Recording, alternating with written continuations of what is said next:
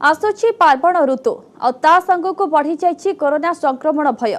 द्रुत गति में तलमुहा हेउछि कोरोनार द्वितीय लहर। चिकित्सा क्षेत्र में व्यापक प्रस्तुति पुणी थे कोरोना उपरे भारी पड़ुछि। ए खबर जेतिकी आश्वस्ति देउछि सेतिकी चिंता बढ़ाउछि दक्षिण भारतर किछि राज्य, विशेषकर केरलर स्थिति एबे सांघातिक। केरल वर्तमान कोरोना विस्फोटर केन्द्र पलटि सारिछि।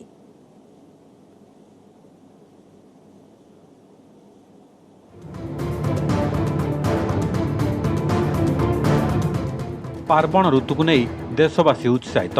विभिन्न पर्वर प्रस्तुति रास्ताघाट दुकान बजार सबुठी लगुच लोकों भिड़। कोरोना महामारी द्वितीय लहर द्रुत गति में कमुथिबारु समस्ते जेपरि आश्वस्त हो जाइछन्ति। हेले दक्षिण भारत राज्यगुड़िक बढ़ुवा संक्रमण हार पुणी थे समस्त चिंतार पकाई। विशेषकर केरल में गोटे सप्ताह मध्य हु हु हो बढ़ी संक्रमण हार। वर्तमान केरल कोरोना विस्फोटर केन्द्र पलटि जाइछि।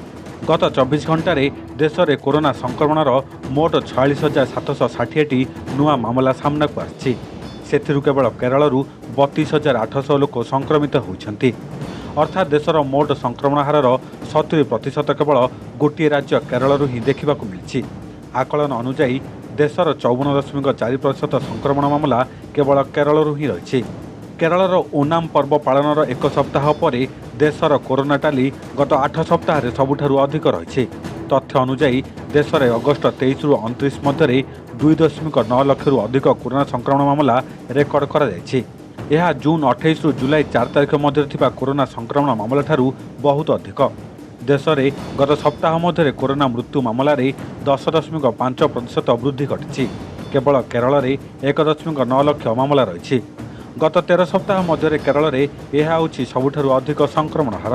गत सप्ताह मध्य केरलर पड़ोशी राज्य कर्णाटक और तमिलनाडु में कौन नुआ संक्रमण मामला सामना को आसी नहीं।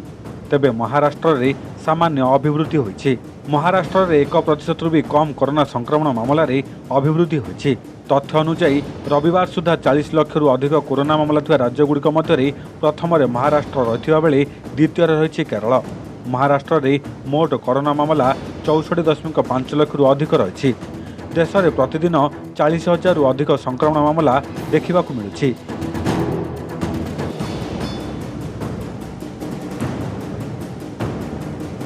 केरल में बढ़ुवा कोरोना मामला को नहीं केंद्र सरकार चिंतित।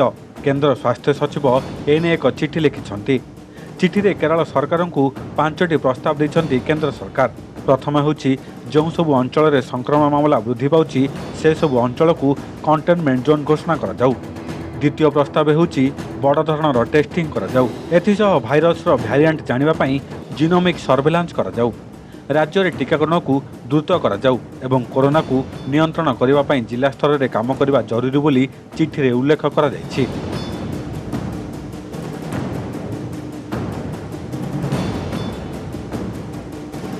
केरल में कोरोना मामला रे वृद्धि ओनाम पर्वर 2 दिन पर होइतबा जणा पड़े।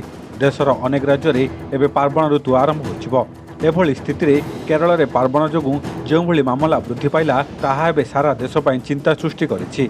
पार्वण को धूमधाम रे पालन करबा निशारे लोके कोरोना कटकणा को भूली जाउछन्ति, जहार फलस्वरूप केरल भली स्थिति एबे अन्य राज्य रे देखिबार आशंका रही।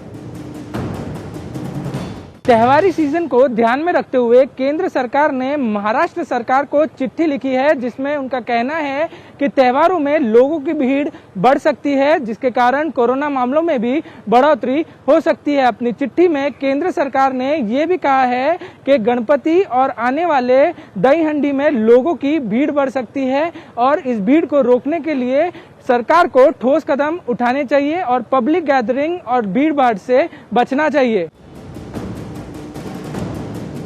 कोरोना नियमर कड़ाकड़ी पालन न हेबारु केंद्र सरकार चिंता प्रकाश करछन्ति। कोरोना नियंत्रण पई गृह मंत्रालय तरफ समस्त राज्य और केंद्र शासित अंचलगुड़िकु निर्देश जारी करा जायछि। एही निर्देशावली सेप्टेम्बर 30 पर्यंत मान्य रहिबो। कोरोना नियम कड़ाकड़ी भाव पालन करबा पई निर्देशावली रे कुहा जायछि। नियम रे मास्क पिंधिबा, सामाजिक दूरता रक्षा करबा भली नियम शामिल रहिछि।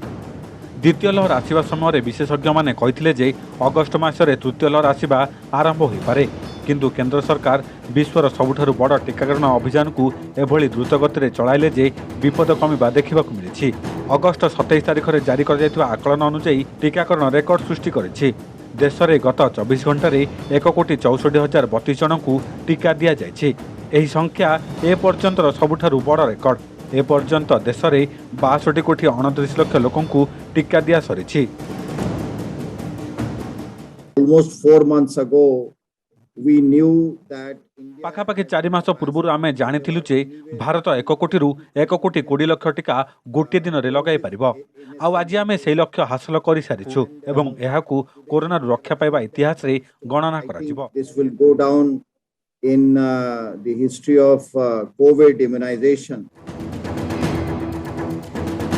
विश्वर सबुठारु बड़ टीकाकरण अभियान बेस द्रुत गति में चली। जेतिकी लोकंकु टीका लगा जाउछि सेतिकी कोरोना विपद कमी कमी जाउछि। किंतु केरल राज्य जो भाव संक्रमण मामला सामना को आसुछि ताहा डराइबारे लागिलानि। Bureau report news 18 Odia.